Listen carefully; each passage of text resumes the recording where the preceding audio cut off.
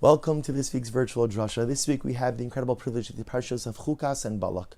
And of course, it's especially exciting for us in the diaspora communities, as now, after a number of weeks of being behind our brothers and sisters in Eretz Yisrael, we finally catch up, and all of Klal Yisrael is on the same Kriyas HaTorah schedule. The parshas themselves are filled with many incredible mitzvos, dramatic stories, but I want to draw your attention to the beginning of Parshas Chulas. For it is here that the Torah outlines the halachas of the paraduma, the red heifer. We know the concept. Person becomes ritually impure through contact with the corpse. Person becomes tameh. So the Torah outlines how do you purify such a person from tumas meis, from ritual impurity, from contact with the corpse. You take that paraduma, the red heifer, it's actually slaughtered outside of the confines of the Beis Hamikdash on Har HaZeisim, on the Mount of Olives, opposite the Temple Mount. You go ahead and you slaughter it, you burn it. You take the ashes. You mix the ashes with spring water, and then ultimately, again, a Kohen is able to administer the waters. He takes the mixture, sprinkles it on the person who is Tameh on days 3 and days 7. It's a 7-day purification process. And after those 2 sprinklings, on day 3 and on day 7, ultimately the individual becomes tahar. The individual becomes ritually pure. There is a fascinating detail, however, in Paraduma, which is that the Kohen, who administers the water. So the Kohen himself, who is tahar, who is ritually pure, when he administers the water upon the person who is tameh, he, the Kohen, becomes tameh. Yet the person being sprinkled upon becomes tahar, ultimately becomes ritually pure. Now the truth is, it's a strange dynamic. So again, so just to understand, the person who is tahar, who is pure, but yet administering the waters, he becomes tameh. Yet the individual who is tameh being sprinkled upon, he becomes tahar. Now the truth is, everyone notes this particular peculiarity in this halacha, but the truth is often it's explained away by just the general concept that para aduma is the paradigmatic chok. We know, for example, in the world of mitzvos, we have 613 mitzvos, every single one of them beautiful, magnificent. There are certain mitzvos that we understand, right? Certain mitzvos that are intuitive. Honor your father and mother. I got it. Lo sirzach, don't kill. Lo signov, don't steal. Those things make sense. Then there are other mitzvos where they may not be intuitive, but after I understand them, they make sense. Shabbos. I don't know that intuitively I would have rested on the 7th day, but now that I understand that HaKadosh Baruch Hu rested, I rest on day number 7, ultimately, again, to yield complete creative prowess over to the Rebbe Shalom, to acknowledge God as the ongoing creator. Again, intuitively, I would not have come to it on my own. But Lamaisa, once it's explained and once it makes a lot of sense. And then there's a third category of mitzvos. Third category of mitzvos are chukim, things which the truth is don't seem to have a rational explanation. And chief amongst the chukim, the paradigmatic chok, is this parsha paraduma, the red heifer. Why is it that the ashes of a red heifer, mixed with some spring water and a couple of additional items, a couple of additional ingredients, somehow allows the person to become tahar? I don't know. Kadosh Baruch Hu says it works, so it works. Similarly, why is it that the person who is tahar, who administers the water, becomes tameh, yet the person who is tameh, who is sprinkled upon, becomes tahar? So the truth is, the reason this question doesn't keep us up that much at night is because, again, we answer it by saying it's a chok. It's a chok. It's something that's not understood. And remember, what's the role of a chok in Yiddishkeit? The role of a chok is it teaches us obedience to HaKadosh Baruch Hu. There are certain things I'm not going to understand, but even if I don't understand it, I'm in. That's what allegiance is. That's what obedience is. If I just do the things that I understand, or just do the things that I appreciate, or just do the things that appeal to my intellect, then I'm not really committed. But if there's a chok, which I have no idea, again, rationally, it doesn't make any sense to me. But Baruch Hu said to do it, so I do it. That's relationship. That's commitment. That's obedience. But the Baal Shem Tov HaKodesh says, but still, I understand it's a chok. I understand. But the Torah is a Torah Chaim. The Torah is a living, breathing entity, and there has to be something that we could learn from every single mitzvah, even if I can't intellectually or rationally wrap my head around it. As such, says the Baal Shem Tov HaKadosh, what is the life lesson of Para Aduma for us? And more specifically, what is the life lesson to be learned from the fact that the same waters that make one person tahar, ritually pure, make another person tameh, ritually impure. It's the same water. It's the same water. It's the same mixture. So how could it be that the person who was tameh, who gets sprinkled upon, now becomes tahar, and yet the person administering the water, who was totally tahar, now becomes tameh? What's the life lesson in that? And the Baal Shem Tov HaKadosh says something absolutely beautiful. I want to quote to you. He says, "Kan dugma ligeos va'anava."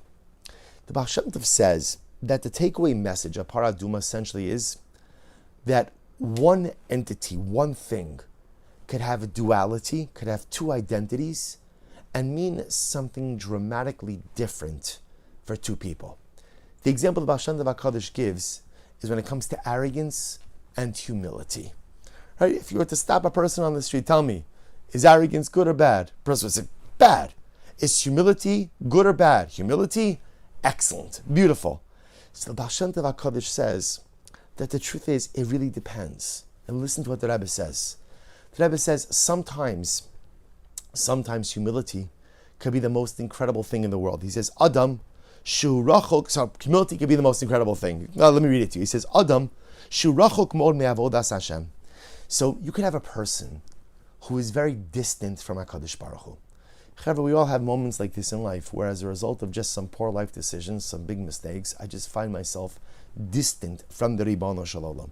He says, Mikima mitzvah, such a person is distant from mitzvahs, distant from Torah, distant from Hashem. He says, in such a situation, he says, humility, anava, is the worst possible trait a person like this could have. He says, because what happens? When a person like this has too much humility, a person who's distant, he says, who am I? Who am I? Like, what am I? Look at all the mistakes that I've made. Look at how many wrong turns I've made in life. And that sense of humility just drives a person further and further away, distances them more and more. The Rebbe says, Avro tov kitzas geos. A little bit of arrogance is good for this distant person. Al yagid mi ani ke'aspala la Hashem va'atzliach lashu mishal tachtis. Person should never be so humble to say, who am I that I should daven to Hashem? Who am I that I should try to rebound? Who am I that I should try to go ahead and pull myself together? So the Rebbe says something amazing. So listen to what the incredible idea of the Baal Shem Tov HaKadosh.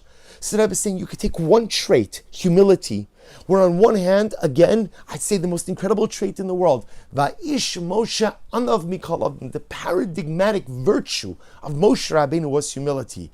Yet, for the person who is distanced from HaKadosh Baruch Hu, humility is the worst thing he could have. Because in his humility, he'll just stray further and further and further, thinking that he's unworthy of coming back. What does the distant person need? He needs some gaiva.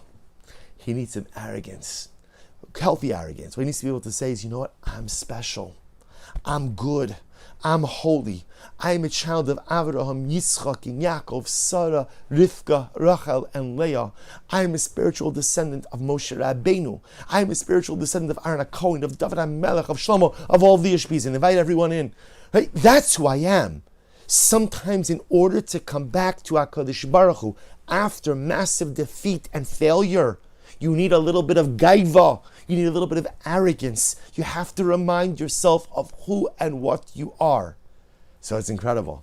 Yet, for the individual who is doing what he is supposed to be doing, Baruch Hashem, for the individual who is living up to his or her potential, arrogance could be the death knell of dynamic activity. That person needs humility. So it's incredible that Rebbe says. So for one individual, humility is the worst thing. Arrogance is the best thing. For the other individual, arrogance is the brick wall that will stop all dynamic activity. And what they need is a sense of humility. So the Rebbe says this is the takeaway from Parah Aduma. Recognizing the same way that the same waters for one person cause Tara purity, for the other individual cause Tumah, is to teach us about this dialectic in life. That in life, I need different things at different times.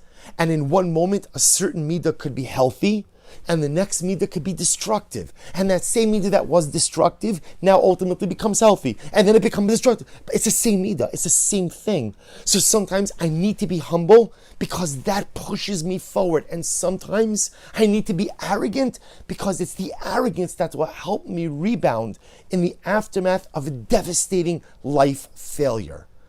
Life is a mixture of qualities, of midos, of character traits, of attributes. And part of the challenge of life is to know when to draw on which thing. When is humility good and when is humility bad? When is arrogance good? When is arrogance bad? So and it's an incredible idea. So if somebody were to ask me, before I learned this Baal Shem Tov, someone to ask me, is arrogance good or bad? I say, of course, across the board, it's bad. But no, says the Rebbe. No, says the Rebbe. What Para Aduma says is that one thing could have that duality of identity. One thing could create Tara, one thing could create Tuma. It depends on who you are and where you're holding in life.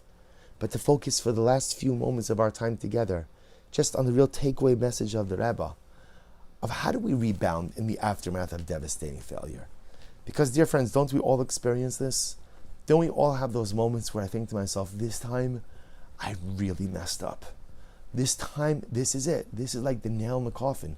This was it. I said so many times I wasn't going to do this again. I said so many times I wasn't going to repeat this behavior. So many different times in life, I wasn't going to go down this road. And here I am once again. Here I am once again. Eventually we've all had those moments. I have plenty of those moments. Just today I had plenty of those moments. We all go through these ups and how do we rebound in the aftermath of devastating failure? And here the Rebbe teaches us. The Rebbe explains to us that sometimes what you need most in the aftermath of devastating failure is a little bit of arrogance. Sounds strange to even say, but that's what you need because the arrogance reminds me, I'm special, I'm unique, I'm holy. It's true I've messed up, but I have so much to give. I have so much to offer. I have so much to be. Sometimes the best way to pick ourselves up in the aftermath of defeat is not to remind ourselves of our failures, not to kick ourselves when we're down, but to remind ourselves of our personalistic greatness, to have a little bit of healthy gaiva, because that's the key to getting back up. Wishing everyone a good Erev Shabbos and a beautiful Shabbos Kodesh.